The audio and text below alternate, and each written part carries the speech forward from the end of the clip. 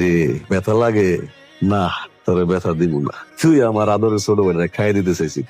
আচ্ছা, তোরা কি করুম কদি? তোরা কি মাইরা ফেলাম আমি?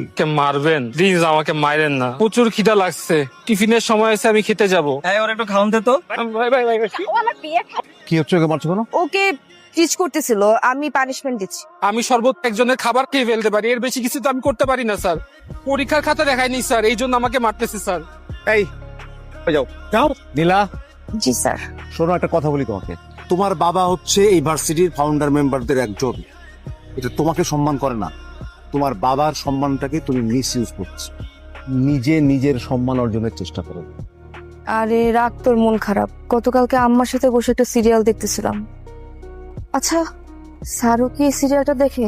একদিকে নিজেদের পড়াশোনা, অন্যদিকে নীলাদের গ্যাংকে পাশ করানোর দায়িত্ব কি আমার নিতে হবে? এটা কি কোনোভাবে হয়? ঠিক কথা বলেছিস, কিন্তু এত চাপ তো আমিও নিতে পারছি না রে। জীবনের চাপ মনে হয় অনেক বেড়ে গেল, বুঝলি, গতি কমে যাচ্ছে। তোমাদের রেজাল্ট দিয়েছে গতকাল। এই তুমি জানো তোমার কি রেজাল্ট? কি বলো সবাইকে, শুরু। ফেল করেছি। সব সাবজেক্টে। আরে ফেলের দিক থেকে তুমি লিডার। বললাম আব্রাহাম, টাকা পয়সার কারণে স্টাডি গ্যাপ ছিল, মাঝে পড়তে পারে এবং সব থেকে ভালো রেজাল্ট করে।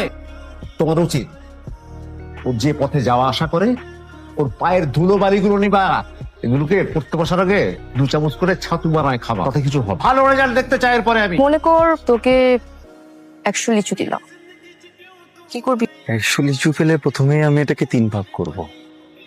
1 ভাগ ওকে দিব, 1 ভাগ আমি খাবো, 1 ভাগ ওকে দিব। এই নে, 100 থাপ্পড় দিলাম।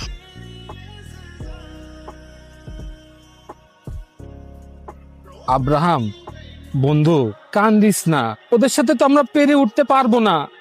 আমি তো জানি আমরা প্রত্যেকদিন ক্যাম্পাসে আসলে ওরা আমাদের সাথে এমন করবে। মাসের শেষের দিক না, আমার না পকেটে তেমন একটা টাকা পয়সা নাই। ওরা আমার খাবারটাতে পানি ঢেলে দিছে, আমার কিছু চোখ আমার লেয়ার টাকা নাই, আর এই জন্য কষ্ট পাইছি।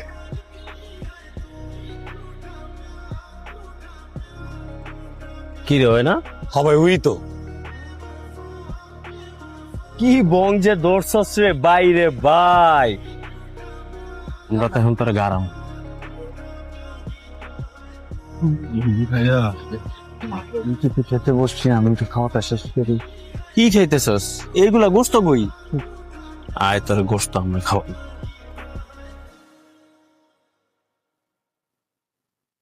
ছেলেটাকে এভাবে মারার কোন দরকার ছিল? হ্যাঁ, ও তো আমাদের ব্যাচমেট না? তোদের নামে আমি ডিপার্টমেন্ট হেডের কাছে কমপ্লেন করব, বুঝছিস? দোস্ত, আমরা তো এইভাবে মারতে বলি নাই, জাস্ট থ্রেট দিতে বলছি, বড় জোর একটু কান টেনে দিতে বলছি। তোর মেয়ে আপনারা তো খুঁজতেছি, আপনি কই? এইভাবে কি কাউরে মারে?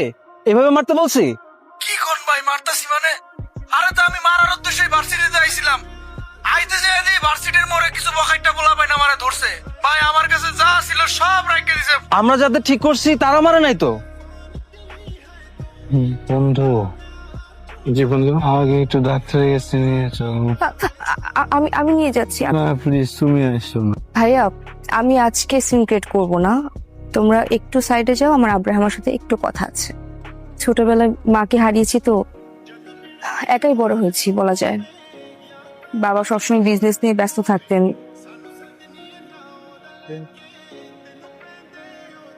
ফ্রেন্ডস,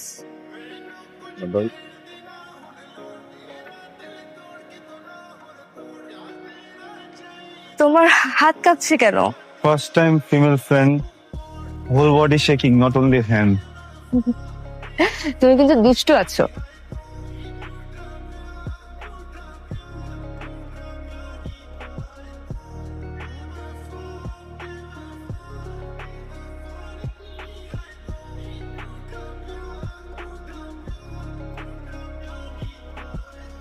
আব্রাহামকে দেখছো? না, ওর বাসার অ্যাড্রেস জানো? না, আমি জানি না। আমি জানি।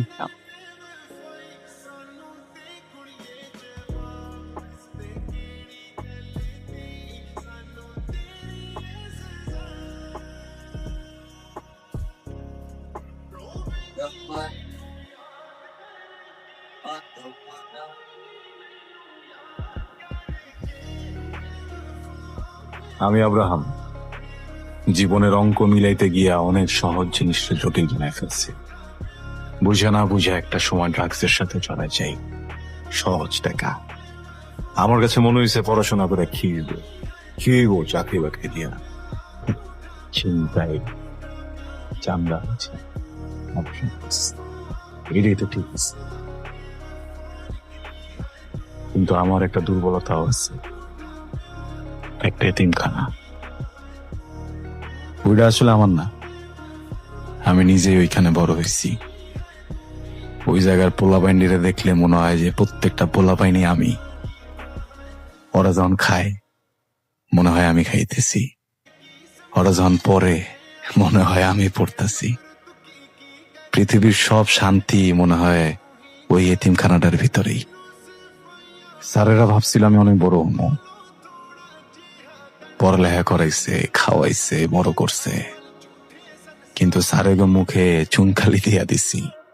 কিন্তু তাকে একটা কথা আমি রাখছি, এতিমখানাটা এখন আমি দেখাশোনা করি। তারা কেউ জানেই না আমার কাম কি। হঠাৎ কইরা আমার এতিমখানা থেকে কয়েকটা বাচ্চা অপহরণ করতে আইছিল এক জানোয়ার।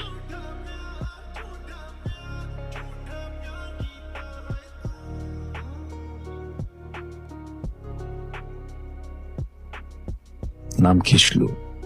হাতে নাতে পায়া ছুরিটা নগদ ভইরা দিছি। পরে জানছি ওইটা ওসমান গনির ছোট ভাই।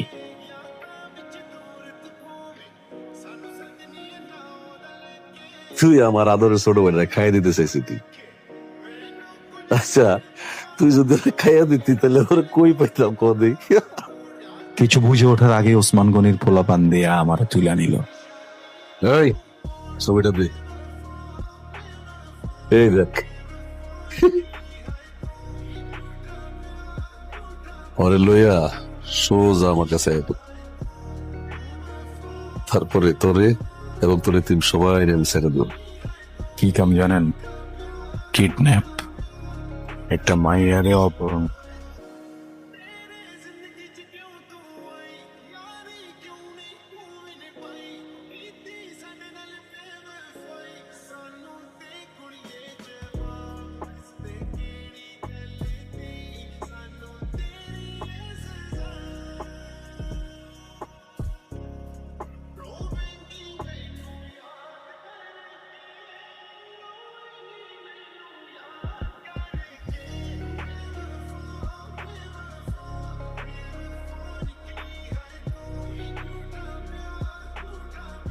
ভাই কাম তো হয়ে গেছে গা ভাই।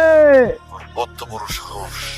তুই আমার ছোট ভাইয়ের বুকে মেশিন ঠেকায় বিচি ছেড়ে দিছস। তোর ঠিকানাটা একবার, তোরে যদি আমি পাইটুক আস্তে আস্তে ভাই আস্তে, হিসাব তো বরাবর করতে হবে ভাই, তাই না ভাই? ভাই গেলে ভাই আইবো, কিন্তু এই যে আপনার প্রোডাক্টটা যে আমার কাছে, এটা কেন তো টাকা আইবো না আইবো? আপনি আমারে একটা কথা বলছিলেন ভাই, আপনার মেশিন আমার কইরা দিবে, নাইলে আমি যদি সুযোগ পাই আমি মেশিন আপনার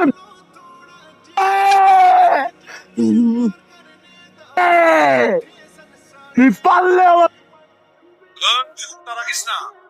তুই যেখানে যাস তোর আমি খুঁজে পাইতে পারলাম। পাতালে হইলে পাতালে, আসমানে হইলে আসমানে। ভাই মেশিন ভাই